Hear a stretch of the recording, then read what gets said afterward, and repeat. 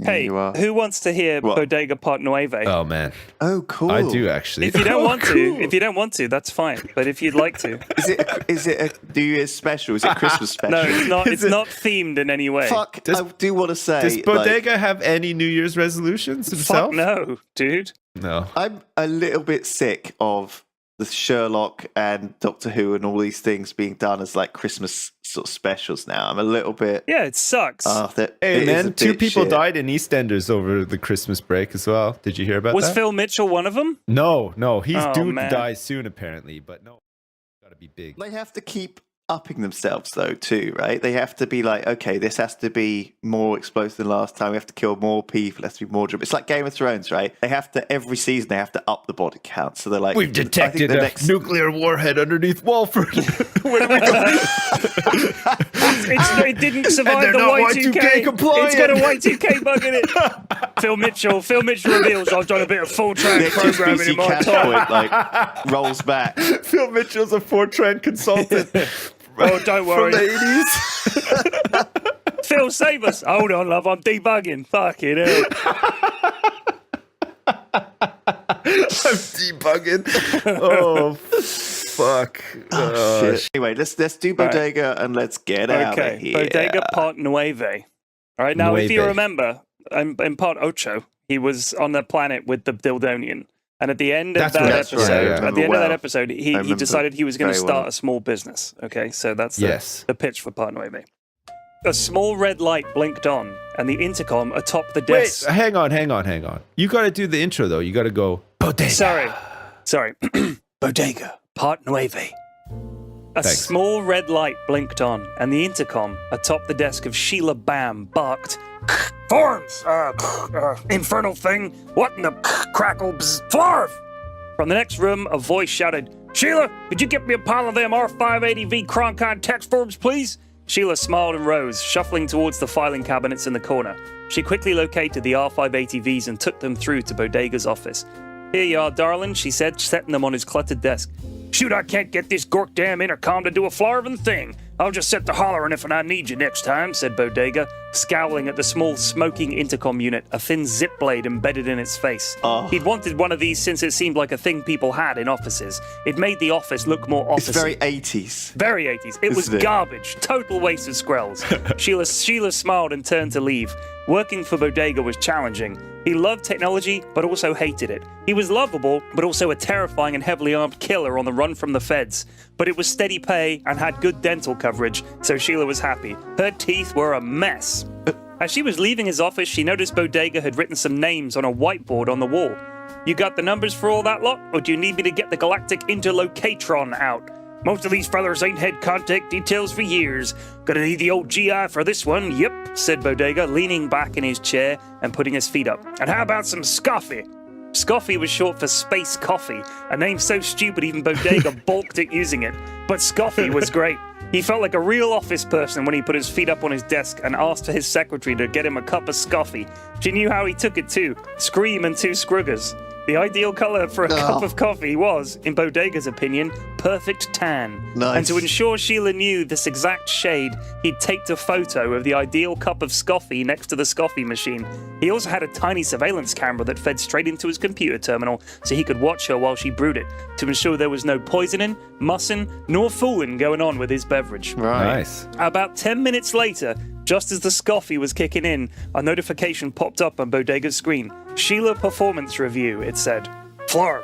Time to let Sheila know how she was doing and such." This was what management was all about, he guessed. "Sheila!" he shouted. A moment later, she entered his office. "Sit your butt down, Sheila," said Bodega, trying to look kind of official. There was a long silence. "You're doing great. Now get me a Scoffy," he said. She smiled and left his office. Bodega clicked complete on the pop-up, and that was that. Easy. "Bodega, I've got some contact information for those people on your list," shouted Sheila. "Send it through," he bellowed. "Okay," she hollered.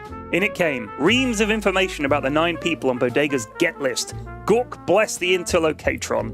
The galactic interlocatron was a vast listening device and database. It grabbed every unscrambled signal, unencrypted message, phone conversation, or any other form of communication and stored it. Even casual, real-life, person-to-person chats in a public place were likely to be overheard by some kind of listening device and duly recorded in the GI database. Of course, access to anyone other than super high-level federal types was forbidden, but Bodega had lived his life by the simple credo, forbidden is for Bodega. Now he needed to get in contact with those bastards and find out if they were interested in his project. They would be. After all, how could they turn this down? The chance to form the 10 most bastardy bastards into one mess of murder and carnage and just do shit. Flav. That was the problem. He knew they had to have a big idea beyond just do shit, but it wasn't coming to him. How could he go out and pitch do shit to 9 people like him? It needed a hook. Sheila, could you come in here? Sheila, of course, obliged.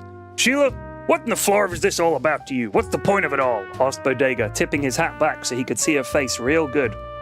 Well, you just have to try to do right by people around you and try not to leave behind more of a mess than already was there when you arrived. And just enjoy life, she said sweetly. No, I mean, well, we ain't getting those folks together to throw a darn baby shower or help some old people fix their plumbing. We're up to no good, see, he said. Well, honestly, I thought you were planning on overthrowing the Federation, and I just thought, well, why not? That's a pretty tall order, missy. I ain't one for rebel causes. I just want folks to leave me alone, said Bodega. Well, what if it was a sort of Bodega-style federation, like your own version, she said. Bodega contemplated this idea. Too much paperwork, he said, eyeballing the already mountainous pile in his in-tray and imagining that scaled up to running a galaxy. No, I just meant the shooting part, she said. Bodega grinned. Now that I can get aboard with, missy, said Bodega, turning his chair towards the viewport and gazing out at the asteroid field they were concealed in. Yeah, this could work. His own version of the Federal Morality Police Division, the humfunkers who'd locked him up in that mindfuck of a prison a few months back. A group of people who folks could turn to for justice when those who were meant to be just were being unjust or just kinda dicks. I'll call it Bodega's Space Rescue Force of People He Knows. Sheila winced. We'll brainstorm it, Sheila, alright? The end.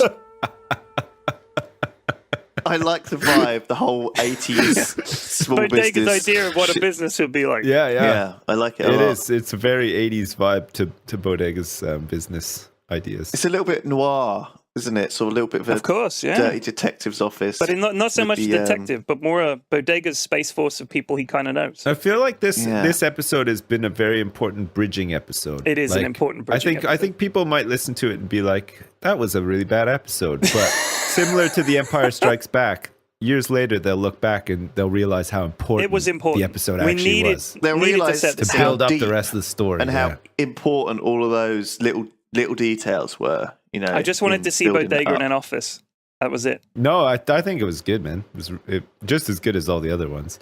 You said it was a bad episode. No, I think that I don't personally think it was bad. I respect, but I think that people maybe now expect a lot of action. Oh, every no, episode you can't have stuff, action you know every what I mean? episode. If No, you have that's what I'm every saying. episode, I'm saying the gets pacing boring. is perfect for me. You got to slow it down. I like how it slowly unfolds. Because now he needs to go out into the galaxy and make contact of course. with the baddest bunch of bastards you've ever met. None of them will be as good as Shot, obviously, but they all have skills. Sometimes you need an episode to lay out the framework of the rest of the journey, right? And now I've got to come up with nine other characters that are kind of like Bodega, but each have their own set of skills. That is going to be fun. I'm looking forward to that. Yeah, that's going to be great.